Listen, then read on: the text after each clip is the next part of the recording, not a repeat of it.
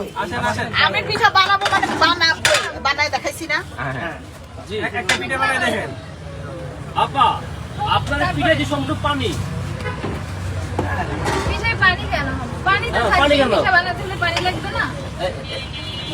কিনা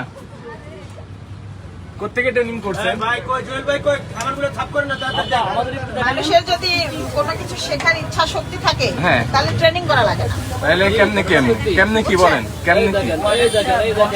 কেমনে কি বলেন? ওইটা একটু হচ্ছে আপনি কি খোলা পিঠা বানাইতে পারেন? ইচ্ছা শক্তিটাই অনেক কিছু। ইচ্ছা শক্তি। একটা বানায় দেখেন তো দেখি। আপনাকে চাইতে হবে যে আমি এটা করবো মানে করবোই। আসেন। আমি পিঠা বানাবো মানে বানায় দেখাইছি না। জি একটা পিঠা বানায় দেখেন। আপা আপনার পিঠা যে সম্পূর্ণ পানি।